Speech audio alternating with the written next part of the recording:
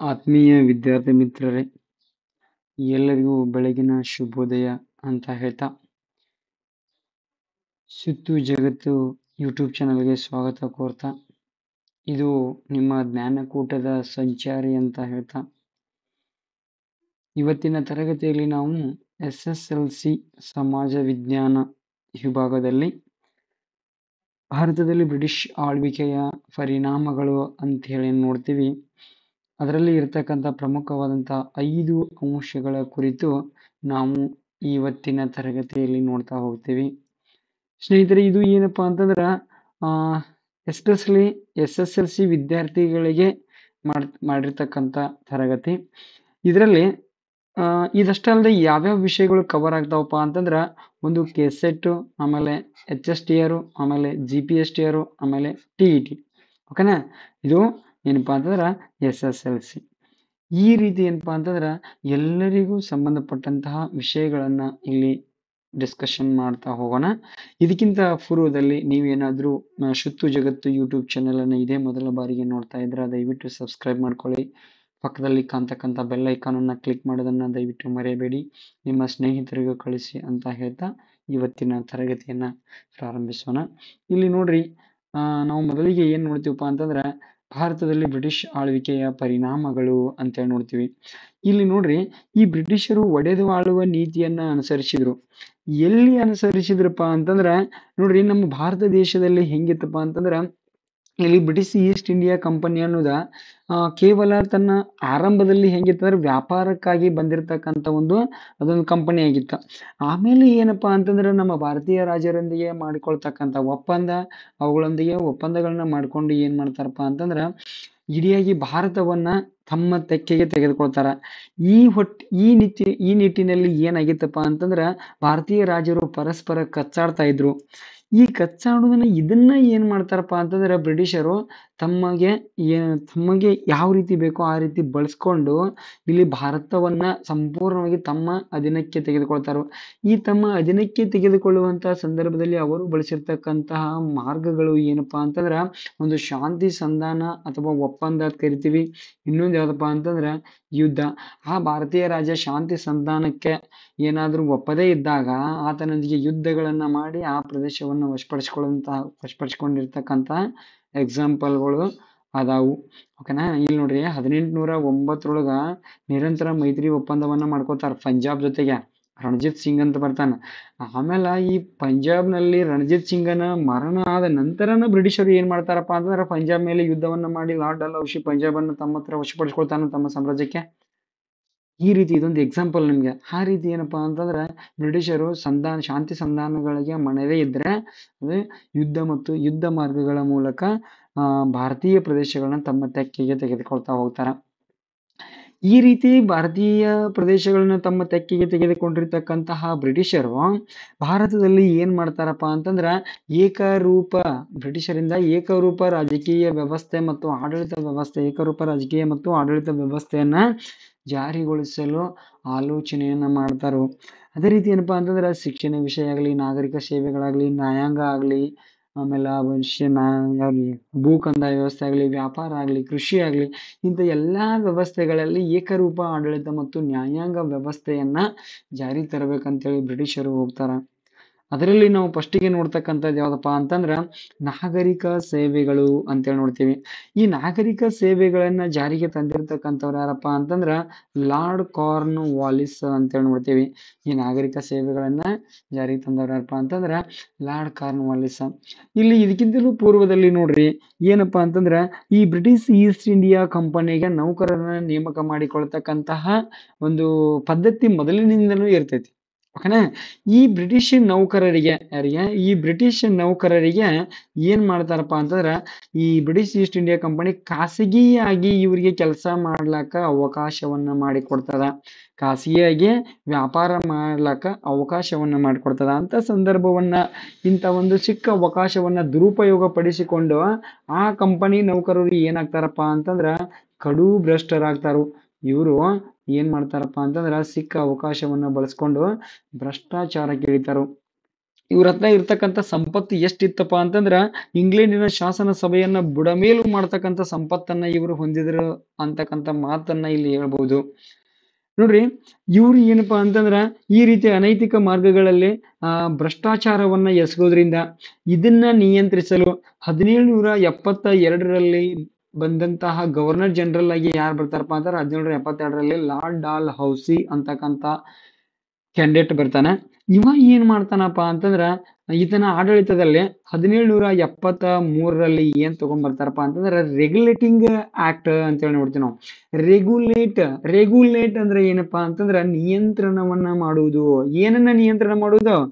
ಭ್ರಷ್ಟಾಚಾರವನ್ನ ನಿಯಂತ್ರಣ ಮಾಡ್ಲಕ್ಕ ಯಾವ ಕಾಯ್ದೆಯನ್ನ ಜಾರಿಗೊಳಿಸ್ತಾರಪ್ಪ ಅಂತಂದ್ರ 1773ರೊಳಗ ರೆಗ್ಯುಲೇಟಿಂಗ್ ಕಾಯ್ದೆ ಅಥವಾ ನಿಯಂತ್ರಣ ಕಾಯ್ದೆಯನ್ನ ಜಾರಿಗೊಳಿಸ್ತಾರ. ಇಲ್ಲಿ ಅದ ನೋಡ್ರಿಪಿ, 1773ರಲ್ಲಿ ನಿಯಂತ್ರಣ ಕಾಯ್ದೆ ಅಥವಾ ರೆಗ್ಯುಲೇಟಿಂಗ್ ಕಾಯ್ದೆಯನ್ನ ಜಾರಿಗೊಳಿಸ್ತಾರ. ಓಕೆನಾ? ನೋಡ್ರಿ, ಇನ್ನ 1800ರಲ್ಲಿ ಅವಾಗ ಈ 1800ರ ಸಂದರ್ಭದಲ್ಲಿ ಈ ಲಾರ್ಡ್ ಕಾರ್ನ್ ವಾಲಿಸ್ ಅಂತಕ್ಕಂಥ ಏನ್ ಮಾಡ್ತಾನಪ್ಪ ಅಂತಂದ್ರ ಎಲ್ಲಿ ಕಲ್ಕತ್ತಾದಲ್ಲಿ ಫೋರ್ಟ್ ವಿಲಿಯಂ ಕಾಲೇಜ್ ಅನ್ನ ನಿರ್ಮಾಣ ಮಾಡ್ತಾನು. ಎಲ್ಲಿ? ಇಂಗ್ಲೆಂಡ್ನಲ್ಲಿ ಫೋರ್ಟ್ ವಿಲಿಯಂ ಕಾಲೇಜ್ ಅನ್ನ ನಿರ್ಮಾಣ ಮಾಡ್ತಾನು. ಈ ಫೋರ್ಟ್ ವಿಲಿಯಂ ಕಾಲೇಜ್ ಅಂದ ತಕ್ಷಣ ಒಂದ್ ನೆನಪಕತಿ, ಫೋರ್ಟ್ ವಿಲಿಯಂ ಕೋಟೆ ಎಲ್ಲಿದೆ? ನೀವು ಏನ್ ಮಾಡ್ರಿ, ಕಮೆಂಟ್ ಅನ್ನ ಮಾಡ್ರಿ, ಫೋರ್ಟ್ ವಿಲಿಯಂ ಕಾಲೇಜ್ ಎಲ್ಲಿದೆ. ಆಮೇಲೆ ಇನ್ನೊಂದು ಪ್ರಶ್ನೆ, ಸೇಂಟ್ ಜಾರ್ಜ್ ಕೋಟೆ ಎಲ್ಲಿದೆ ಅಂತಕ್ಕಂಥ ಈ ಎರಡು ಕ್ವಶನ್ಗಳಿಗೆ ಕಮೆಂಟ್ ಮಾಡ್ರಿ. ನಾನು ತರಗತಿಯ ಕೊನೆಯಲ್ಲಿ ಅವು ಎಲ್ಲಿದಾವ ಅಂತ ಹೇಳ್ತೀನಿ. ಓಕೆನಾ? ಇಲ್ಲಿ ಈ ಲಾರ್ಡ್ ಕಾರ್ನ್ ವಾಲಿಸ ಈ ಫೋರ್ಟ್ ವಿಲಿಯಂ ಕಾಲೇಜ್ ಅನ್ನ ಯಾಕೆ ಸ್ಥಾಪನೆ ಮಾಡಿರ್ತಾನು ಅನ್ನೋದ ಪ್ರಶ್ನೆ. ನೋಡ್ರಿ, ಯಾಕಂದ್ರ ಈ ನಾಗರಿಕ ಸೇವೆಯನ್ನ ಬಯಸಿ ಬರುವಂತಹ ಅಭ್ಯರ್ಥಿಗಳಿಗೆ, ವಿದ್ಯಾರ್ಥಿಗಳಿಗೆ ಶಿಕ್ಷಣವನ್ನ ಕೊಡುವುದು, ತರಬೇತಿಯನ್ನ ಕೊಡ್ಲಾಕ ಏನ್ ಮಾಡಿರ್ತಾನಪ್ಪ ಅಂತಂದ್ರ ಈ ಫೋರ್ಟ್ ವಿಲಿಯಂ ಕಾಲೇಜ್ ಅನ್ನ ಸ್ಥಾಪನೆ ಮಾಡಿರ್ತಾನ. ಅಂದ್ರೆ ಇದ್ರ ಹಿಂದಿನ ಇಂಟೆನ್ಷನ್ ಏನ್ ಹೇಳ್ರಿ, ಅರ್ಥ ಮಾಡ್ಕೋಬೇಕು. ಯಾಕಂದ್ರೆ ಸ್ಪರ್ಧಾತ್ಮಕ ಪರೀಕ್ಷೆಗಳನ್ನ ನಡೆಸಬೇಕು ಅಂತಕ್ಕಂಥ ಇದ್ರ ಹಿಂದಿನ ಉದ್ದೇಶ ಹೊಂದಿದ್ದ. ಆದ್ರ ಇಲ್ಲಿ ಏನಾಗ್ತದಪ್ಪ ಅಂತಂದ್ರ ಈ ಬ್ರಿಟಿಷ್ ಈಸ್ಟ್ ಇಂಡಿಯಾ ಕಂಪನಿಯ ನಿರ್ದೇಶಕರು ಏನ್ ಮಾಡಂಗಿಲ್ಲಪ್ಪ ಅಂತಂದ್ರ ಈ ಫೋರ್ಟ್ ವಿಲಿಯಂ ಕಾಲೇಜ್ಗೆ ಬೆಂಬಲವನ್ನ ಕೊಡಂಗಿಲ್ಲ. ಈ ಬೆಂಬಲವನ್ನ ಕೊಡದೇ ಇದ್ರಿಂದ ಏನಪ್ಪಾ ಅಂತಂದ್ರೆ ಈ ಫೋರ್ಟ್ ವಿಲಿಯಂ ಕಾಲೇಜ್ ಅಷ್ಟೊಂದು ಪರಿಣಾಮವನ್ನ ಬೀರಂಗಿಲ್ಲ. ಇಲ್ಲಿ 1800ರಿಂದ 1853ರವರೆಗೆ ಈ ನಾಗರಿಕ ಸೇವೆಗೆ ಅಧಿಕಾರಿಗಳನ್ನ ಯಾರು ನೇಮಕ ಮಾಡ್ತಾರಪ್ಪ ಅಂತಂದ್ರ ಇಲ್ಲಿ ಆಲ್ರೆಡಿ ಏನ್ ಮಾತಾಡಿದಿಲ್ಲ ನಾವು, ಬ್ರಿಟಿಷ್ ಈಸ್ಟ್ ಇಂಡಿಯಾ ಕಂಪನಿಯ ನಿರ್ದೇಶಕರು ಇವರೇ ಏನ್ ಮಾಡ್ತಾರಪ್ಪ ಅಂತಂದ್ರ ನೇಮಕಾತಿಯನ್ನ ಮಾಡ್ತಾರ. ಆಮೇಲೆ ಮುಂದುವರೆದ ಏನಪ್ಪಾ ಅಂತಂದ್ರ ಇವರು ನೆಕ್ಸ್ಟ್ 1853ರಲ್ಲಿ ಏನ್ ಮಾಡ್ತಾರಪ್ಪ ಅಂತಂದ್ರ ಈ ನಾಗರಿಕ ಸೇವೆಗಳಿಗೆ ಸ್ಪರ್ಧಾತ್ಮಕ ಪರೀಕ್ಷೆಗಳ ಮೂಲಕ ನೇಮಕಾತಿಯನ್ನ ಪ್ರಾರಂಭ ಮಾಡ್ತಾರ. ಆದ್ರ ಈ ನೇಮಕಾತಿ ಏನಪ್ಪಾ ಅಂತಂದ್ರ ಭಾರತೀಯರಿಗೆ ಅಷ್ಟೊಂದು ಅನುಕೂಲ ಆಗಂಗಿಲ್ಲ, ಪ್ರಯೋಜನಕಾರಿ ಆಗಂಗಿಲ್ಲ. ಯಾಕಂದ್ರ ಅವರಿಗೆ ಪೂರ್ವ ತರಬೇತಿನೇ ಇಲ್ಲ. ಇಂಥ ಒಂದು ಸಿವಿಲ್ ಸರ್ವಿಸ್ ಎಕ್ಸಾಮ್ ಅನ್ನ ಬರಿಬೇಕಂತೇಳಿ ಪೂರ್ವ ತರಬೇತಿ ಇಲ್ಲ. ಪೂರ್ವ ತರಬೇತಿ ಇದ್ರೇನೆ ಎಲ್ಲಾನು ಸಾಧ್ಯ ಆಗ್ತದ. ಓಕೆನಾ? ಇಲ್ಲಿ ನೋಡ್ರಿ, ಇದ್ರ ಜೊತೆಗೆ ಬ್ರಿಟಿಷರು ಏನ್ ಮಾಡ್ತಾರಪ್ಪ ಅಂತಂದ್ರೆ ಭಾರತೀಯರ ಸಾಮರ್ಥ್ಯವನ್ನ ಅವಹೇಳನಕಾರಿ ಅಂತ ಅನ್ಕೋತಾರೋ. ಅಂದ್ರೆ ಭಾರತೀಯರ ಸಾಮರ್ಥ್ಯವನ್ನ ಏನ್ ಮಾಡ್ತಾರಪ್ಪ ಅಂತಂದ್ರ ಭಾರತೀಯರ ಸಾಮರ್ಥ್ಯವನ್ನ ಅನುಮಾನಿಸಿ ನೋಡ್ತಾರೋ. ಅಂದ್ರೆ ಇಲ್ಲಿ ಏನಪ್ಪಾ ಅಂತಂದ್ರ ಭಾರತೀಯರಿಗೆ ಉನ್ನತವಾದ ಹುದ್ದೆಗಳನ್ನ ಕೊಡಂಗಿಲ್ಲ. ಯಾಕೆ ಕೊಡಂಗಿಲ್ಲಪ್ಪ ಅಂತಂದ್ರ ಲಾರ್ಡ್ ಕಾರ್ನ್ ವಾಲಿಸ್ ಒಂದು ಮಾತನ್ನ ಹೇಳ್ತಾನೆ. ಏನಂತ ಹೇಳ ನೋಡ್ರಿ, ಹಿಂದೂಸ್ತಾನದಲ್ಲಿ ಇರ್ತಕ್ಕಂಥ ಪ್ರತಿಯೊಬ್ಬ ಮೂಲ ನಿವಾಸಿಯು ಕಡು ಭ್ರಷ್ಟ. ಹಿಂದೂಸ್ತಾನದಲ್ಲಿ ಇರ್ತಕ್ಕಂಥ ಪ್ರತಿಯೊಬ್ಬ ಮೂಲ ನಿವಾಸಿಯು ಕಡು ಭ್ರಷ್ಟ ಅಂತೇಳಿ ಮಾತನ್ನ ಯಾರು ಹೇಳ್ತಾರಪ್ಪ ಅಂತಂದ್ರ ಲಾರ್ಡ್ ಕಾರ್ನ್ ವಾಲಿಸ್ ಹೇಳ್ತಾನ. ಅದಕ್ಕಾಗಿ ನಾವ್ ಏನ್ ಮಾಡಂಗಿಲ್ಲಪ್ಪ ಅಂತಂದ್ರ ಭಾರತೀಯರಿಗೆ ಉನ್ನತ ಹುದ್ದೆಗಳನ್ನ ಕೊಡಂಗಿಲ್ಲ. ಭಾರತೀಯರಿಗೆ ಉತ್ತಮ ದರ್ಜೆಯ ಹುದ್ದೆಗಳನ್ನ ಕೊಡ್ತಾ ಹೋಗಂಗಿಲ್ಲ. ನಾವು ಅವ್ರಿಗೆ ಏನ್ ಮಾಡ್ತೀವಿ, ಕೆಳಮಟ್ಟದ ಹುದ್ದೆಗಳನ್ನ ಮಾತ್ರ ಕೊಡ್ತೀವಿ. ಸ್ನೇಹಿತರೆ, ನಿಮ್ಗೆ ಗೊತ್ತಿರಲಿ 2023ರಲ್ಲಿ ನಡೆದಿರ್ತಕ್ಕಂಥ TET ಟೀಚರ್ ಎಲಿಜಿಬಲ್ ಟೆಸ್ಟ್ ಅಂತ ನೋಡ್ತೀವಿ. ಅಲ್ಲಿ ಒಂದು ಪ್ರಶ್ನೆಯನ್ನ ಕೇಳಿದ್ದ. ಏನಂತ ಕೇಳಿದಪ್ಪ ಅಂತಂದ್ರ ಹೇಳಿಕೆ ರೂಪದಲ್ಲಿ ಪ್ರಶ್ನೆ ಕೇಳಿದ್ದ. ಒಂದನೇ ಹೇಳಿಕೆ ಏನಿತ್ತಪ್ಪ ಅಂತಂದ್ರ ಅದು ಹೇಳಿಕೆ ಅಂತೇಳಿ. ಅದಕ್ಕೆ ನೋಡ್ರಿ, ಹಿಂದೂಸ್ತಾನದಲ್ಲಿರುವ ಪ್ರತಿಯೊಬ್ಬ ಮೂಲ ನಿವಾಸಿಯು ಕಡು ಭ್ರಷ್ಟ ಅಂತೇಳಿ ಹೇಳಿದ್ದ. ಆಮೇಲೆ ಸಮರ್ಥನೆ ಕೆಳಗಡೆ ಹೇಳಿಕೆ ಏನ್ ಕೊಟ್ಟಿದಪ್ಪ ಅಂತಂದ್ರ ಅದರಿಂದ ಭಾರತೀಯರಿಗೆ ಕೆಳದರ್ಜೆಯ ಉದ್ಯೋಗಗಳನ್ನ ಮಾತ್ರ ನೀಡಲಾಗುತ್ತಿತ್ತು ಅಲ್ಲಿ ಏನ್ ಕೇಳಿದ್ದಂದ್ರ ಹೇಳಿಕೆ ಸಮರ್ಥನೆ ಎರಡೂ ಸರಿಯಾಗಿವೆ, ಹೇಳಿಕೆ ಸರಿಯಾಗಿದೆ, ಸಮರ್ಥನೆ ಸರಿಯಾಗಿಲ್ಲ, ಈ ರೀತಿ ಆಪ್ಷನ್ ಕೊಟ್ಟ ಕೇಳಿದ. ಇನ್ನು ಮುಂದಿನ ದಿನಮಾನದಾಗೂ ಇಂತಹ ಪ್ರಶ್ನೆಗಳು ಬರ್ತಕ್ಕಂಥ ಸಾಧ್ಯತೆ ಐತಿ. ಟಿ ಓದವರು ಇದನ್ನ ಕ್ಲಿಯರ್ ಆಗಿ ಅಬ್ಸರ್ವ್ ಮಾಡಿ ಇಟ್ಕೋರಿ. ಇಲ್ಲಿ ನೋಡ್ರಿ, 1 ಮಾರ್ಕ್ಸಿಗೆ ಪ್ರಶ್ನೆ ಏನೇನಕ್ಕವಪ್ಪ ಅಂತಂದ್ರ, ಈ ನಾಗರಿಕ ಸೇವೆಗಳನ್ನ ಜಾರಿಗೆ ತಂದವ್ರು ಯಾರು? ರೆಗ್ಯುಲೇಟಿಂಗ್ ಕಾಯ್ದೆ ಯಾವ ವರ್ಷ ಜಾರಿಗೆ ಬಂತು? ಆಮೇಲೆ ಕೋಲ್ಕತ್ತಾದಲ್ಲಿ ಫೋರ್ಟ್ ವಿಲಿಯಂ ಕಾಲೇಜ್ ಅನ್ನ ಸ್ಥಾಪನೆ ಮಾಡಿದವ್ರು ಯಾರು? ಆಮೇಲೆ ಫೋರ್ಟ್ ವಿಲಿಯಂ ಕಾಲೇಜ್ ಎಲ್ಲಿದೆ? ಈ ರೀತಿ ಏನಪ್ಪಾ ಅಂತಂದ್ರ 1 ಮಾರ್ಕ್ಸಿಗೆ ಪ್ರಶ್ನೆಗಳು ಬರ್ತಾವ. ಇನ್ನೊಂದು ಬರ್ತೈತಿ, ಹಿಂದೂಸ್ತಾನದಲ್ಲಿರುವ ಪ್ರತಿಯೊಬ್ಬ ಭಾರತೀಯನು ಕಡು ಭ್ರಷ್ಟ ಅಂತೇಳಿ ಹೇಳಿಕೆಯನ್ನ ನೀಡಿದವರು ಯಾರು ಅಂತೇಳಿ. ಈ ರೀತಿ ಇದರ ಮೇಲೆ 1 ಮಾರ್ಕ್ಸಿಗೆ ಪ್ರಶ್ನೆಗಳು ಬರ್ತಾವು. ಲಾಂಗ್ ಆನ್ಸರ್ ಬಂದ್ರನು ಇಲ್ಲೇನ್ ಕಾಣಕತ್ತಾವಲ್ಲ ನಿಮ್ಗ, ಇಷ್ಟು ಪಾಯಿಂಟ್ಗಳನ್ನ ಬರೆದ್ರ ಸಾಕು. ಓಕೆನಾ? ಮುಂದೆ ಹೋಗೋಣ. ನೋಡ್ರಿ, ಮುಂದೆ ಏನೈತಪ್ಪ ಅಂತಂದ್ರ ನ್ಯಾಯಾಂಗ ವ್ಯವಸ್ಥೆಯನ್ನ ನೋಡ್ತೀವಿ. ಬ್ರಿಟಿಷ್ ನ್ಯಾಯಾಂಗ ವ್ಯವಸ್ಥೆ ಇಲ್ಲಿ ಆರಂಭದಲ್ಲಿ ಏನಾಗಿತ್ತಪ್ಪ ಅಂತಂದ್ರ ಮೊಘಲರು ಆಳ್ವಿಕೆ ಇತ್ತು. ಈ ಬ್ರಿಟಿಷರು ಬರೋಕ್ಕಿಂತ ಪೂರ್ವದಲ್ಲಿ ಭಾರತದಲ್ಲಿ ಯಾರಿದ್ರಪ್ಪ ಅಂತಂದ್ರ ಮೊಘಲರು ಇದ್ರು. ಈ ಮೊಘಲರಿಂದ ಏನಪ್ಪಾ ಅಂತಂದ್ರ ಹಂತ ಹಂತವಾಗಿ ಬ್ರಿಟಿಷರು ಏನಪ್ಪಾ ಅಂತಂದ್ರ ಅಧಿಕಾರವನ್ನ ಹಸ್ತಾಂತರವನ್ನ ಮಾಡ್ಕೋತಾರ, ಅಂದ್ರೆ ಅಧಿಕಾರವನ್ನ ಪಡೆದುಕೊಳ್ತಾ ಹೋಗ್ತಾರು. ಯಾವ ರೀತಿ ಪಡೆದುಕೊಳ್ತಾ ಹೋಗ್ತಾರಪ್ಪ ಅಂತಂದ್ರ ನೋಡ್ರಿ, ಆರಂಭದಲ್ಲಿ 1764ರಲ್ಲಿ ಏನಾಗ್ತದಪ್ಪ ಅಂತಂದ್ರ ಬಕ್ಸಾರ್ ಕದನ ನಡಿತೈತಿ. ಈ ಬಕ್ಸಾರ್ ಕದನದಲ್ಲಿ ಎರಡನೇ ಶಾ ಆಲಂ ಏನ್ ಮಾಡ್ತಾನಪ್ಪ ಅಂತಂದ್ರ ಈ ಬ್ರಿಟಿಷರಿಗೆ ಬಂಗಾಳದ ಮೇಲಿನ ದಿವಾನಿ ಹಕ್ಕನ್ನ ಬಿಟ್ಕೊಡ್ತಾನು. ಹೌದಾ? 1765ರಲ್ಲಿ ಯಾವ ವರ್ಷ ಬಿಟ್ಕೊಡ್ತಾನಂದ್ರ 1765ರಲ್ಲಿ ಬಂಗಾಳದ ಮೇಲಿನ ದಿವಾನಿ ಹಕ್ಕನ್ನ ಕೊಡ್ತಾನು. ಇದರಿಂದ ಏನ್ ಮಾಡ್ತಾರಪ್ಪ ಅಂತಂದ್ರ ಬಂಗಾಳದಲ್ಲಿ ಬ್ರಿಟಿಷರು ದಿವಾನಿ ಹಕ್ಕನ್ನ ಪಡೆದುಕೊಳ್ತಾರ. ಇದಾದ ನಂತರ ಭಾರತದ ಮೊದಲ ಗವರ್ನರ್ ಜನರಲ್ ಅಂತ ಕರಿತೀವಿ ನಾವು. ಯಾರನ್ನ? ಭಾರತದ ಮೊದಲ ಗವರ್ನರ್ ಜನರಲ್ ಯಾರಪ್ಪ ಅಂತಂದ್ರ ರಾಬರ್ಟ್ ಕ್ಲೈವ್. ಭಾರತದಲ್ಲ, ಬಂಗಾಳದ ಮೊದಲ ಗವರ್ನರ್ ಯಾರಪ್ಪ ಅಂತಂದ್ರ ರಾಬರ್ಟ್ ಕ್ಲೈವ್. ಈತ 1765ರಲ್ಲಿ ಏನ್ ಮಾಡ್ತಾನಪ್ಪ ಅಂತಂದ್ರ ಬಂಗಾಳದಲ್ಲಿ ದ್ವಿಸರ್ಕಾರ ಪದ್ಧತಿಯನ್ನ ಜಾರಿಗೊಳಿಸ್ತಾನು. ಬಂಗಾಳದಲ್ಲಿ ಇಲ್ಲ ಐತಿ ನೋಡ್ರಿ, ಬಂಗಾಳದಲ್ಲಿ 1765ರಲ್ಲಿ ಏನ್ ಮಾಡ್ತಾನಪ್ಪ ಅಂತಂದ್ರ ದ್ವಿಸರ್ಕಾರ ಪದ್ಧತಿಯನ್ನ ಜಾರಿಗೊಳಿಸ್ತಾನು. ಹಂಗಾದ್ರೆ ದ್ವಿಸರ್ಕಾರ ಪದ್ಧತಿ ಅಂದ್ರೆ ಏನು ನೋಡ್ರಿ, ಇಲ್ಲಿ ಆಡಳಿತ ಮತ್ತು ಕಂದಾಯ ವಸೂಲಿ ಮಾಡ್ತಕ್ಕಂಥ ಅಧಿಕಾರವನ್ನ ಯಾರಿಗೆ ಕೊಡ್ತಾರಪ್ಪ ಅಂತಂದ್ರ ಭಾರತೀಯ ರಾಜರಿಗೆ ಕೊಡ್ತಾರೋ. ಆಡಳಿತ ಮಾಡೋದು ಮತ್ತು ಕಂದಾಯವನ್ನ ವಸೂಲಿ ಮಾಡ್ತಕ್ಕಂಥ ಅಧಿಕಾರವನ್ನ ಯಾರಿಗೆ ಕೊಡ್ತಾರೋ? ಭಾರತೀಯರಿಗೆ ಕೊಡ್ತಾರೋ. ಈ ವಸೂಲಿಯಾದಂತ ಕಂದಾಯವನ್ನ ನಿರ್ವಹಣೆ ಮಾಡ್ತಕ್ಕಂಥ ಅಧಿಕಾರವನ್ನ ಯಾರು ಇಟ್ಕೋತಾರಪ್ಪ ಅಂತಂದ್ರ ಬ್ರಿಟಿಷರು ತಮ್ಮ ಹತ್ರನೇ ಇಟ್ಕೋತಾರೋ. ಸಂಗ್ರಹಣೆ ಆದಂತ ಕಂದಾಯವನ್ನ ಕೇವಲ ನಿರ್ವಹಣೆ ಮಾಡೋದನ್ನ ಮಾತ್ರ ತಮ್ಮ ಹತ್ರ ಇಟ್ಕೋತಾರ. ಉಳಿದದ್ದನ್ನೆಲ್ಲ ಕೆಲಸ ಅಂದ್ರೆ ದುಡ್ಡು ಬರೋದು ಮಾತ್ರ ನಮಗ್ ಬರಲಿ, ಉಳಿದದೆಲ್ಲ ಕೆಲಸ ಯಾರಿಗಿರ್ಲಿ? ಭಾರತೀಯರಿಗೆ ಇರ್ಲಿ ಅಂತೇಳಿ ಭಾರತೀಯರಿಗೆ ಬಿಟ್ಕೊಡ್ತಾರ. ಇದು ಏನಪ್ಪಾ ಅಂತಂದ್ರ ದ್ವಿಸರ್ಕಾರ ಪದ್ಧತಿ ಅಂತ ನೋಡ್ತೀವಿ. ಇದರಿಂದ ಮುಂದುವರೆದು ಏನಪ್ಪಾ ಅಂತಂದ್ರ ಬ್ರಿಟಿಷರು ಏಕೀಕೃತ ನ್ಯಾಯಾಂಗ ವ್ಯವಸ್ಥೆಯನ್ನ ಜಾರಿಗೊಳಿಸ್ತಾರೋ. ಭಾರತದ ತುಂಬಾ ಒಂದೇ ನ್ಯಾಯಾಂಗ ವ್ಯವಸ್ಥೆ ಇರ್ಲಿ ಅಂತೇಳಿ ಮುಂದೆ ಏನ್ ಮಾಡ್ತಾರಪ್ಪ ಅಂತಂದ್ರ ಒಂದು ಯೋಜನೆಯನ್ನ ಜಾರಿಗೆ ತಗೊಂಡ್ಬರ್ತಾರೋ. ಅದೇ ಏನಪ್ಪಾ ಅಂತಂದ್ರ ನ್ಯಾಯಾಂಗ ಸುಧಾರಣೆ ಅಂತ ನೋಡ್ತೀವಿ.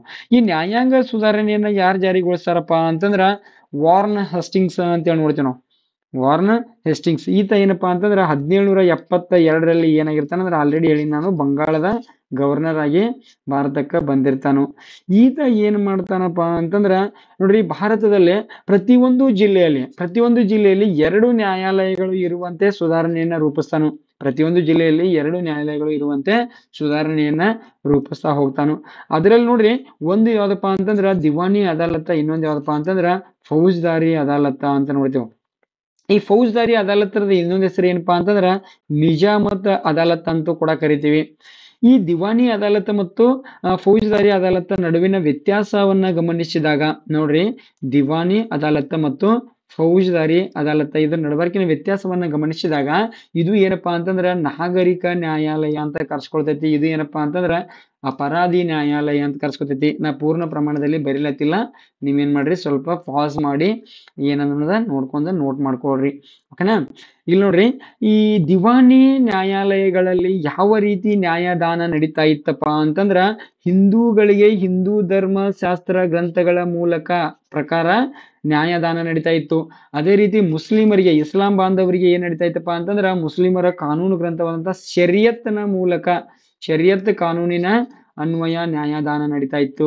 ಅದೇ ರೀತಿ ಇಲ್ಲಿ ಯಾವ ರೀತಿ ನ್ಯಾಯದಾನ ನಡೀತಾ ಇತ್ತಪ್ಪ ಅಂತಂದ್ರ ಇಸ್ಲಾಂ ಕಾನೂನಿನ ವಿಚಾರಣೆ ಅನ್ವಯ ಏನಪ್ಪಾ ಅಂತಂದ್ರ ಇಲ್ಲಿ ಫೌಜದಾರಿ ಅದಾಲತ್ನಲ್ಲಿ ಅಪರಾಧ ನ್ಯಾಯಾಲಯದಲ್ಲಿ ಏನ್ ನಡೀತಾ ಇತ್ತಪ್ಪ ಅಂತಂದ್ರ ನ್ಯಾಯದಾನ ನಡೀತಾ ಇತ್ತು. ಇನ್ನೊಂದು ವ್ಯತ್ಯಾಸವನ್ನು ಗಮನಿಸಿದ್ರ ಈ ದಿವಾನಿ ನ್ಯಾಯಾಲಯಗಳು, ದಿವಾನಿ ಅದಾಲತ್ ಏನ್ ಕರಿತೀವಲ್ಲ, ಇವುಗಳ ಮುಖ್ಯಸ್ಥರು ಯಾರಾಗಿದ್ರಪ್ಪ ಅಂತಂದ್ರ ಯುರೋಪಿನ ಮುಖ್ಯಸ್ಥರು ಅಥವಾ ಯುರೋಪಿನ ಜಿಲ್ಲಾಧಿಕಾರಿಗಳು ಇದರ ಅಧ್ಯಕ್ಷರಾಗಿರ್ತಿದ್ರು. ಆಮೇಲೆ ಈಚೆಗಡೆ ನೋಡ್ರಪ್ಪಿ ಈ ಫೌಜದಾರಿ ಅದಾಲತ್ನಲ್ಲಿ ಏನಿದ್ರಪ್ಪ ಅಂತಂದ್ರ ಕಾಜಿಗಳು, ಇಲ್ಲದ ನೋಡ್ರಿ ಇದು ಕಾಜಿ, ಈ ಕಾಜಿ ಆಗ್ಬೇಕು ನೋಡ್ರಿ. ಕಾಜಿಗಳ ಅಧೀನದಲ್ಲಿ ಏನಪ್ಪಾ ಅಂತಂದ್ರ ಈ ಫೌಜದಾರಿ ಅದಾಲತ್ಗಳು ಕಾರ್ಯವನ್ನು ನಿರ್ವಹಿಸ್ತಾ ಇದ್ವು. ಈ ರೀತಿ ಏನಪ್ಪಾ ಅಂತಂದ್ರ ಯುರೋಪಿಯನ್ನರು ಭಾರತದ ನ್ಯಾಯಾಲಯಗಳ ಮೇಲೆ ಮೇಲ್ವಿಚಾರಣೆಯನ್ನ ಮಾಡ್ತಾ ಇದ್ರು ಅನ್ನೋದನ್ನ ನಾವು ತಿಳ್ಕೊಬೇಕು. ಇಲ್ಲಿ ನೋಡ್ರಿ ಒಂದ್ ಮಾರ್ಕ್ಸಿಗೆ ಏನೇನಾಗ್ತಾವು. ಬಕ್ಸಾರ್ ಕದನ ಯಾವ ವರ್ಷ ನಡೀತು? 1764. ಆಮೇಲೆ ಬಂಗಾಳದ ಮೇಲಿನ ದಿವಾನಿ ಹಕ್ಕನ್ನ ಬ್ರಿಟಿಷರಿಗೆ ನೀಡಿದವರು ಯಾರು? ಎರಡನೇ ಶಾ ಆಲಮ್ಮ. ಆಮೇಲೆ ಯಾವ ವರ್ಷ ನೀಡಿದ್ರು? 1765. ಬಂಗಾಳದಲ್ಲಿ ದ್ವಿಸರ್ಕಾರ ಪದ್ಧತಿಯನ್ನು ಜಾರಿಗೆ ತಂದವರು ಯಾರು? ರಾಬರ್ಟ್ ಕ್ಲೈವ. ಬಂಗಾಳದಲ್ಲಿ ಯಾವ ವರ್ಷ ದ್ವಿಸರ್ಕಾರ ಪದ್ಧತಿಯನ್ನು ಜಾರಿಗೊಳಿಸಲಾಯಿತು? 1765. ಆಮೇಲೆ ದ್ವಿಸರ್ಕಾರ ಪದ್ಧತಿ ಎಂದರೇನು? ಆಮೇಲೆ ವಾರ್ನ್ ಹೇಸ್ಟಿಂಗ್ಸ್, ಬಂಗಾಳದ ಮೊದಲ ಗವರ್ನರ್ ಯಾರು? ರಾಬರ್ಟ್ ಕ್ಲೈವ್ ಅಂತ ನೋಡ್ತೀವಿ. ಆಮೇಲೆ 1772ರಲ್ಲಿ ಬಂಗಾಳದ ಗವರ್ನರ್ ಆಗಿ ಭಾರತಕ್ಕೆ ಬಂದವರು ಯಾರು? ವಾರ್ನ್ ಹೇಸ್ಟಿಂಗ್ಸ್ ಅಂತ ನೋಡ್ತೀವಿ. ಆಮೇಲೆ ಇನ್ನೊಂದು ಗೊತ್ತಿರಲಿ, ನ್ಯಾಯಾಂಗ ಸುಧಾರಣೆಯನ್ನ ಜಾರಿಗೆ ತಂದವರು ಯಾರು? ವಾರ್ನ್ ಹೇಸ್ಟಿಂಗ್ಸ್ ಅಂತೇಳಿ ನೋಡ್ತೀವಿ. ಓಕೆನಾ. ಇನ್ನ ಬ್ರಿಟಿಷರು ಜಾರಿಗೊಳಿಸಿದ ಎರಡು ನ್ಯಾಯಾಲಯಗಳು ಯಾವುವು? ಬ್ರಿಟಿಷರು ಜಾರಿಗೊಳಿಸಿದ ಎರಡು ನ್ಯಾಯಾಲಯಗಳು ಯಾವುವು ಅಂತೇಳಿ 2 ಮಾರ್ಕ್ಸಿಗೆ ಪ್ರಶ್ನೆ ಆಗ್ತಕ್ಕಂಥ ಸಾಧ್ಯತೆ ಇರ್ತೈತಿ. ಇದು ಏನಪ್ಪಾ ಅಂತಂದ್ರೆ ಒಂದು ದಿವಾನಿ ಅದಾಲತ್ತ, ಇನ್ನೊಂದು ಯಾವಪ್ಪ ಅಂತಂದ್ರ ಫೌಜದಾರಿ ಅದಾಲತ್ತ. ಸರ್ ಫೌಜದಾರಿ ಅದಾಲತ್ತ ಬರಿಬೇಕನ್ರಿ? ಇಲ್ಲ, ನಿಜಾಮತ್ ಅದಾಲತ್ತನ್ನು ಬರಿಬಹುದು. ನನಗೆ ಎರಡೂ ಗೊತ್ತಿದ್ದವ್ರು ಎರಡೂ ಬರಿಬಹುದು. ಕೌನ್ಸ್ನಾಗ ದಿವಾನಿ ಅದಾಲತ್ ಅಂದ ನಾಗರಿಕ ನ್ಯಾಯಾಲಯ, ನಿಜಾಮತ್ ಅದಾಲತ್ ಅಂದ ಕೌನ್ಸ್ನೊಳಗ ಅಪರಾಧ ನ್ಯಾಯಾಲಯ. ಈ ರೀತಿ ಬರೆದ್ರು ಬೆಟರ್ ಅನ್ನಿಸ್ತದ. ಯಾಕೆ ಬೆಟರ್ ಅನ್ನಿಸ್ತದ ಅಂದ್ರ ಅವರು ವ್ಯಾಲ್ಯೂಯೇಷನ್ ಮಾಡೋರು ಏನ್ ಮಾಡ್ತಾರಪ್ಪ ಅಂತಂದ್ರ ಇಲ್ಲಿ ನೀವು ಏನಾದ್ರು 2 ಮಾರ್ಕ್ಸಿಗೆ ಕೇಳಿದೊಳಗ ಬ್ರಿಟಿಷರು ಜಾರಿಗೊಳಿಸಿದ ನ್ಯಾಯಾಲಯಗಳು ಯಾವುವು ಕೇಳಿದೊಳಗ ಅವು ಬ್ರಿಟಿಷರು ಜಾರಿಗೊಳಿಸಿದ ನ್ಯಾಯಾಲಯಗಳು ಈ ಕೆಳಗಿನಂತಿವೆ ಅಂತ ಬರದ 1 ಅಂತಂದ ದಿವಾನಿ ಅದಾಲತ, ಓಕೆನಾ, ಇದ್ರ ಮುಂದೆ ಕೌನ್ಸ್ ಒಳಗ ನಾಗರಿಕ ನ್ಯಾಯಾಲಯ ಅಂತ ಬರೀದು. ಆಮೇಲೆ 2 ಅಂತಂದ ಯಾವುದು ಫೌಜದಾರಿ ಅದಾಲತ್ ಅಥವಾ ನಿಜಾಮತ್ ಅದಾಲತ್, ಆಮೇಲೆ ಕೌನ್ಸ್ನೊಳಗ ಅಪರಾಧ ನ್ಯಾಯಾಲಯ. ಈ ತರ ನೀವು ಏನಾದ್ರು ನೀಟಾಗಿ ಬರೆದಿದ್ದ ಕರೆ ಆದ್ರ ಅವ್ರು ಏನ್ ಮಾಡ್ತಾರಪ್ಪ ಅಂತಂದ್ರ ಹುಡುಗ ಹುಷಾರದಾನ ಅನ್ಕೊಂಡ ಲಾಂಗ್ ಆನ್ಸರ್ಗಳನ್ನ ರೈಟ್ ಆಗ್ತಾ ಹೋಗ್ತಾರ. ಓಕೆನಾ, ಈ ರೀತಿ ಇರ್ತದ. ಇನ್ನ ಮುಂದೆ ನೋಡ್ರಿಪಿ, ಮುಂದೆ ಏನ್ ಬರ್ತದಪ್ಪ ಅಂತಂದ್ರ ಪೊಲೀಸ್ ವ್ಯವಸ್ಥೆ, ಬ್ರಿಟಿಷರು ಜಾರಿಗೊಳಿಸಿರ್ತಕ್ಕಂತಹ ಪೊಲೀಸ್ ವ್ಯವಸ್ಥೆಯ ಬರ್ತದ ನೋಡ್ರಿ. ಪೊಲೀಸ್ ವ್ಯವಸ್ಥೆ ಅಥವಾ ಪೊಲೀಸ್ ಸುಧಾರಣೆಯನ್ನ ಜಾರಿಗೆ ತಂದವ್ರು ಯಾರಪ್ಪ ಅಂತಂದ್ರ ಲಾರ್ಡ್ ಕಾರ್ನ್ ವಾಲಿಸ್ ಅಂತ ನೋಡ್ತೀವಿ ನಾವು. ಯಾವಾಗಂದ್ರ 1793ರಲ್ಲಿ ಪೊಲೀಸ್ ಸುಧಾರಣೆಗಳನ್ನ ಜಾರಿಗೆ ತರ್ತಾನೋ ನೋಡ್ರಿಪಿ. ಇಲ್ಲಿ ನಾವು ಪೊಲೀಸ್ ಅಂದ್ರೆ ಏನ್ ನೋಡ್ತೀವಿ ಅಂದ್ರ ಆಂತರಿಕ ಶಾಂತಿ ಮತ್ತು ಸುವ್ಯವಸ್ಥೆಯನ್ನ ಕಾಪಾಡ್ತಕ್ಕಂಥದ್ದು, ಆಂತರಿಕ ಶಾಂತಿ ಮತ್ತು ಸುವ್ಯವಸ್ಥೆಯನ್ನ ಕಾಪಾಡ್ತಕ್ಕಂಥದ್ದು. ಇನ್ನ ನೀವು ಮುಂದಿನ ತರಗತಿಯಲ್ಲಿ ಕಲಿತೀರಿ ಸಾರ್ವಜನಿಕ ಆಡಳಿತ ಅಂತ ಬರ್ತೈತಿ. ಸಾರ್ವಜನಿಕ ಆಡಳಿತ ಟಾಪಿಕ್ ಒಳಗ ಕೇಂದ್ರದಲ್ಲಿ ಶಾಂತಿ ಮತ್ತು ಸುವ್ಯವಸ್ಥೆಯನ್ನು ಕಾಪಾಡುವಲ್ಲಿ ಪೊಲೀಸ್ ಪಡೆಯ ಪಾತ್ರವೇನು, ರಾಜ್ಯದಲ್ಲಿ ಶಾಂತಿ ಮತ್ತು ಸುವ್ಯವಸ್ಥೆಯನ್ನು ಕಾಪಾಡುವಲ್ಲಿ ಪೊಲೀಸ್ ಪಡೆಯ ಪಾತ್ರವೇನು ಅಂತೇಳಿ ಅಲ್ಲಿ 3 ಮಾರ್ಕ್ಸಿಗೆ ಅಥವಾ 4 ಮಾರ್ಕ್ಸಿಗೆ ಪ್ರಶ್ನೆ ಆಗ್ತಕ್ಕಂಥ ಸಾಧ್ಯತೆ ಇರ್ತೈತಿ. ಅದ್ರ ಬಗ್ಗೆನೂ ಕೂಡ ನಾವು ಗಮನ ಹರಿಸಬೇಕು. ಇಲ್ಲಿ ನೋಡ್ರಿ, ಟೋಟಲಿ ಪೊಲೀಸ್ ವ್ಯವಸ್ಥೆಯ ಉದ್ದೇಶ ಏನಪ್ಪಾ ಅಂತಂದ್ರ ಆಂತರಿಕ ಶಾಂತಿಯನ್ನ ಕಾಪಾಡುವುದು. ಯಾವ ವರ್ಗಪ್ಪ ಅಂತಂದ್ರ ಪೊಲೀಸ್ ವರ್ಗ ಅಂತೇಳಿ ನೋಡ್ತೇವೆ ನಾವು. ಇಂದಿನ ಸಮಾಜದಲ್ಲಿಯೂ ಕೂಡ ನಮ್ಮ ಸಮಾಜದಲ್ಲಿ ಶಾಂತಿಯನ್ನ ಕಾಪಾಡ್ತಕ್ಕಂಥ ಕೆಲಸವನ್ನ ಯಾರು ಮಾಡ್ತಾರಪ್ಪ ಅಂತಂದ್ರ ಪೊಲೀಸ್ ವ್ಯವಸ್ಥೆನೆ ಮಾಡ್ತೈತಿ. ನಮ್ಮ ದೇಶದಲ್ಲಿ ಗಡಿ ಭದ್ರತೆಗಳನ್ನ ನಿಯಂತ್ರಣ ಮಾಡೋರು ಯಾರಪ್ಪ ಅಂತಂದ್ರ ಗಡಿ ಭದ್ರತೆ, BSF ಅಂತ ನೋಡ್ತೀವಿ ನಾವು. ಏನು? BSF, police border security force. ಓಕೆನಾ, ಇವೆಲ್ಲ ಸಾರ್ವಜನಿಕ ಆಡಳಿತದಲ್ಲಿ ಬರ್ತಾವ. ITBP ಬರ್ತೈತಿ, ಅಸ್ಸಾಂ ರೈಫಲ್ ಬರ್ತೈತಿ, SSBC ಸಶಸ್ತ್ರ ಸೀಮಾ ಬಲ ಅಂತ ಬರ್ತೈತಿ, ITBP Indo Tibetan border police ಅಂತ ಬರ್ತೈತಿ. ಅವೆಲ್ಲ ಪೊಲೀಸ್ ವ್ಯವಸ್ಥೆಯಲ್ಲಿ ನೀವು ಮುಂದೆ ನೋಡ್ತಾ ಹೋಗ್ತೀರಿ, ಅಲ್ಲಿ ಬರ್ತೈತಿ. ಓಕೆನಾ. ಇಲ್ಲಿ ನಾವ್ ಏನ್ ಮಾಡೋಣ ಅಂದ್ರ ಬ್ರಿಟಿಷರ ಕಾಲದಲ್ಲಿ ಆಗಿರ್ತಕ್ಕಂತಹ ಪೊಲೀಸ್ ವ್ಯವಸ್ಥೆಯಲ್ಲಿ ಏನೇನು ಸುಧಾರಣೆಗಳಾದವು ಅಂತೇಳಿ ನೋಡೋಣ. ನಾವ್ ಇವತ್ತೇನ್ SP ಅಂತ ಕರಿತೀವಿ, ಜಿಲ್ಲಾ ಪೊಲೀಸ್ ವರಿಷ್ಠಾಧಿಕಾರಿಗಳು ಅಂತ ಏನ್ ಕರಿತೀವಿ, ಆ ಹುದ್ದೆಯನ್ನ ಸೃಷ್ಟಿ ಮಾಡಿರ್ತಕ್ಕಂಥ ಕ್ಯಾಂಡಿಡೇಟ್ ಯಾರಪ್ಪ ಅಂತಂದ್ರ ಲಾರ್ಡ್ ಕಾರ್ನ್ ವಾಲಿಸ್. ಈ ಲಾರ್ಡ್ ಕಾರ್ನ್ ವಾಲಿಸ್ ಏನ್ ಮಾಡ್ತಾನಪ್ಪ ಅಂತಂದ್ರ ಸುಪೀರಿಯರಿಂಟ್ ಆಫ್ ಪೊಲೀಸ್ ಅಂತಕ್ಕಂಥ ಹುದ್ದೆ, SP ಹುದ್ದೆಯನ್ನ ಕ್ರಿಯೇಟ್ ಮಾಡ್ತಾನೋ. ಇದಕ್ಕ ಕನ್ನಡದೊಳಗೆ ಏನ್ ಕರಿತಾರಪ್ಪ ಅಂತಂದ್ರ ಜಿಲ್ಲಾ ವರಿಷ್ಠಾಧಿಕಾರಿಗಳು ಅಂತ ಕರೀತಾರ. ಇವ್ರು ಏನಪ್ಪಾ ಅಂತಂದ್ರ ಜಿಲ್ಲೆಯಲ್ಲಿ ಇರತಕ್ಕಂತ ಪೊಲೀಸ್ ವಿಭಾಗದ ಮುಖ್ಯಸ್ಥರಾಗಿ ಕಾರ್ಯನಿರ್ವಹಿಸ್ತಾರು. ಇವತ್ತಿನ ದಿನಮಾನಗಳಲ್ಲಿ ನಾವೇನು UPSC ಅಂತೇಳಿ ಪರೀಕ್ಷೆಗಳನ್ನ ತೆಗೆದುಕೊಳ್ತೀವಿ. ಈ UPSC ಪರೀಕ್ಷೆಗಳಲ್ಲಿ ಅಂದಾಜು ಅದು ವರ್ಷ ಎಷ್ಟು ಪೋಸ್ಟ್ಗಳು ಬರ್ತಾವ ಅದ್ರ ಮೇಲೆ ಡಿಪೆಂಡ್ ಆಗ್ತಾ ಹೋಗ್ತೈತಿ. ಅಬೌವ್ 200 ರ್ಯಾಂಕ್ ನಿಂದ ಬಿಲೋ 500 ರ್ಯಾಂಕ್ ಒಳಗಡೆ ಯಾರಿರ್ತಾರೋ ಇವ್ರಿಗೆ ಏನ್ ಕೊಡ್ತಾರಪ್ಪ ಅಂತಂದ್ರ IPS ಇಂಡಿಯನ್ ಪೊಲೀಸ್ ಸರ್ವಿಸ್ ಇದನ್ನ ಕೊಡ್ತಾರೆ. ಈ ಹುದ್ದೆಯಲ್ಲಿ ಏನ್ ಬರ್ತೈತಿ ಅಂದ್ರ SP ಹುದ್ದೆ ಬರ್ತೈತಿ. ಈ SP ಹುದ್ದೆಗೆ ನೇಮಕಾತಿಯನ್ನ ಮಾಡ್ತಾ ಹೋಗ್ತಾರೋ. ಹಂಗಾದ್ರ ಸರ್ ಇಲ್ಲಿ ಯಾರು ಬರ್ತಾರ್ರಿ?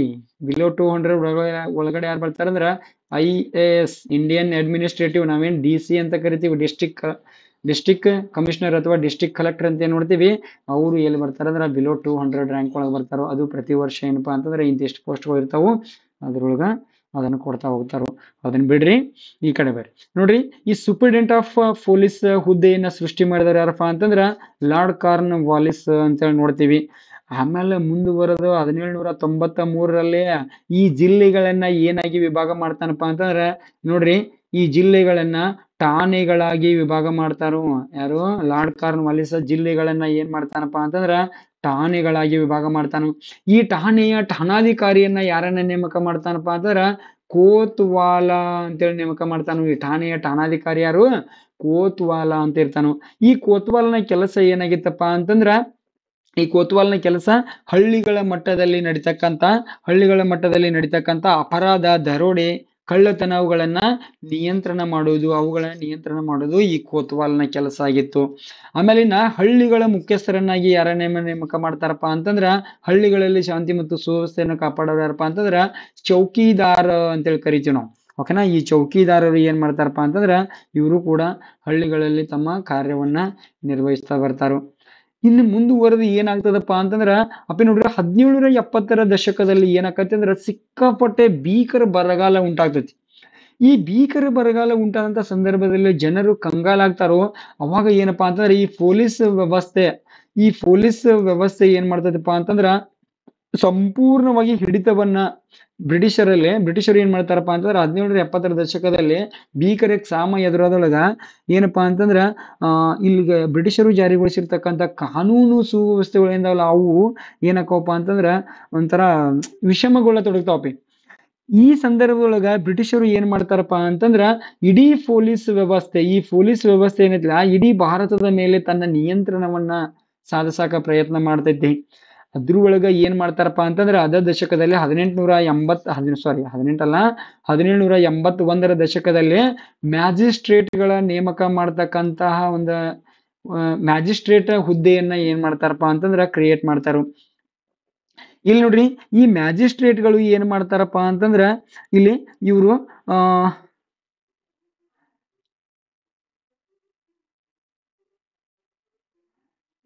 ಒಂದು ನಿಮಿಷ, ಇಲ್ಲಿ ಮ್ಯಾಜಿಸ್ಟ್ರೇಟ್ಗಳು ನೇಮಕ ಮಾಡ್ತಕ್ಕಂತ ಒಂದು ಅವಕಾಶವನ್ನ ತೆಗೆದುಕೊಂಡು ಬರ್ತಾರೋ. ಆಮೇಲೆ ಮುಂದುವರೆದ ಏನಾಗ್ತದಪ್ಪ ಅಂತಂದ್ರ ಇಲ್ಲಿ ಪೊಲೀಸ್ ವ್ಯವಸ್ಥೆ ಅನ್ನೋದ ಹಂಗ ಇರಂಗಿಲ್ಲಪ್ಪಿ, ಅದು ಕಂಟಿನ್ಯೂಸ್ ಏನಾಗ್ತದಪ್ಪ ಅಂತಂದ್ರ ಬದಲಾವಣೆಗೊಳ್ತಾನ ಬರ್ತೈತಿ.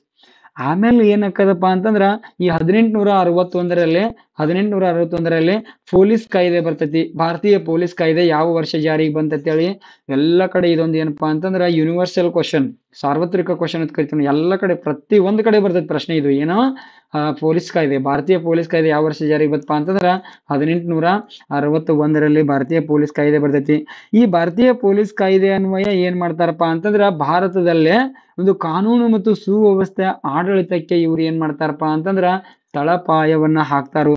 ಇಲ್ಲಿದಿಂದ ಮುಂದೆ ಏನಪ್ಪಾ ಅಂತಂದ್ರ 1902ರಿಂದ ಮುಂದೆ ಏನಾಗ್ತದಪ್ಪ ಅಂತಂದ್ರ ಈ ಪೊಲೀಸ್ ಕಮಿಷನ್ ಕಾಯ್ದೆ ಅಂತ ಏನ್ ಮಾಡ್ತಾರಪ್ಪ ಅಂತಂದ್ರ ವಿದ್ಯಾರ್ಹತೆ ಆಧಾರದ ಮೇಲೆ ಯಾರಿಗೆ ಹುದ್ದೆಯನ್ನ ಪಡ್ಕೊಳ್ಳೋಕೆ ಅರ್ಹತೆ ಐತೋ ಅವರನ್ನ ಮಾತ್ರ ಏನ್ ಮಾಡ್ತಾರಪ್ಪ ಅಂತಂದ್ರ ನೇಮಕ ಮಾಡ್ತಾ ಹೋಗ್ತಾರು.